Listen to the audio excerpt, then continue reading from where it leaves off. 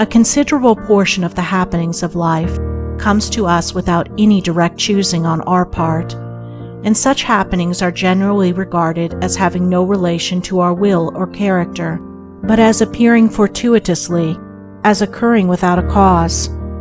Thus one is spoken of as being lucky and another unlucky, the inference being that each has received something which he never earned, never caused. Deeper thought and a clearer insight into life convinces us, however, that nothing appears without a cause, that cause and effect are always related in perfect adjustment and harmony. That being so, every happening directly affecting us is intimately related to our own will and character, is indeed an effect justly related to a cause having its seat in our consciousness. In a word, involuntary happenings of life are the results of our own thoughts and deeds. This, I admit, is not apparent on the surface, but what fundamental law, even in the physical universe, is so apparent? If thought, investigation, and experiment are necessary to the discovery of the principles which relate one material atom to another, even so are they imperative to the perception and understanding of the mode of action which relate one mental condition to another. And such modes, such laws, are known by the right doer, by him who has acquired an understanding mind by the practice of true actions. We reap as we sow. Those things which come to us, though not by our own choosing, are by our own causing. The drunkard did not choose the delirium tremens or insanity which overtook him, but he caused it by his own deeds. In this case the law is plain to all minds, but where it is not so plain, it is none the less true. Within ourselves is the deep-seated cause of all our sufferings, the spring of all our joys.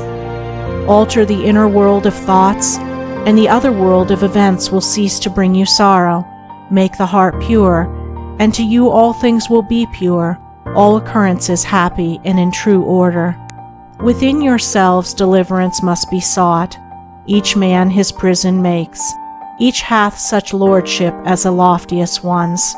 Nay, for with powers above, around, below, as with all flesh and whatsoever lives, act maketh joy or woe.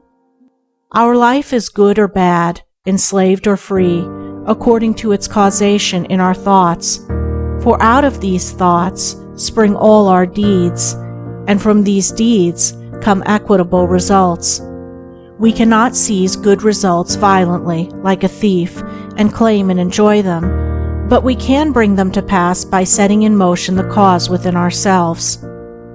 Men strive for money, sigh for happiness, and would gladly possess wisdom, yet fail to secure these things, while they see others to whom these blessings appear to come unbidden. The reason is that they have generated causes which prevent the fulfillment of their wishes and efforts.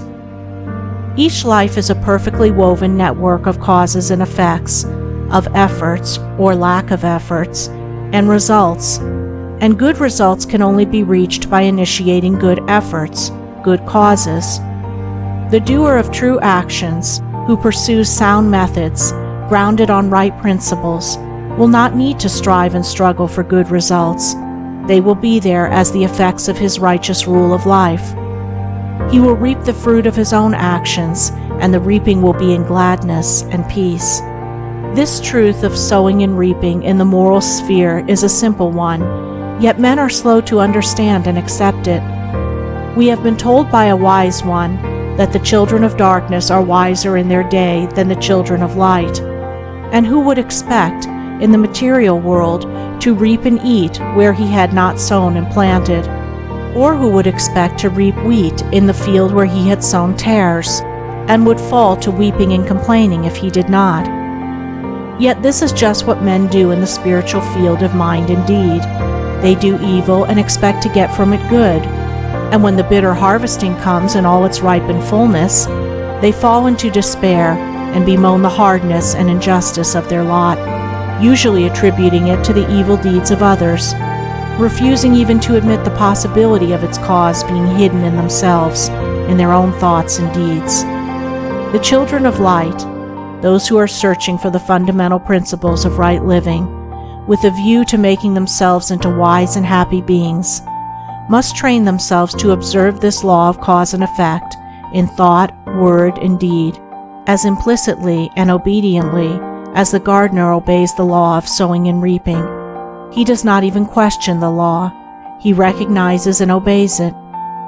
When the wisdom which he instinctively practices in his garden is practiced by men in the garden of their minds, when the law of the sowing of deeds is so fully recognized that it can no longer be doubted or questioned, then it will be just as faithfully followed by the sowing of those actions which will bring about a reaping of happiness and well-being for all. As the children of matter obey the laws of matter, so let the children of spirit obey the laws of spirit. For the law of matter and the law of spirit are one, but they are two aspects of one thing, the outworking of one principle in opposite directions. If we observe right principles or causes, wrong effects cannot possibly accrue. If we pursue sound methods, no shoddy thread can find its way into our web of life, no rotten brick enter into the building of our character to render it insecure. And if we do true actions, what but good results can come to pass? For to say that good causes can produce bad effects is to say that nettles can be reaped from a sowing of corn.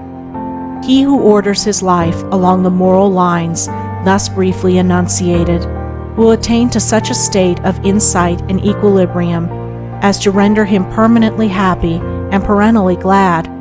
All his efforts will be seasonally planted. All the issues of his life will be good. And though he may not become a millionaire, as indeed he will have no desire to become such, he will acquire the gift of peace, and true success will wait upon him as its commanding master. End of Chapter 6. Recording by Andrea Fiore. www.andreafiore.name.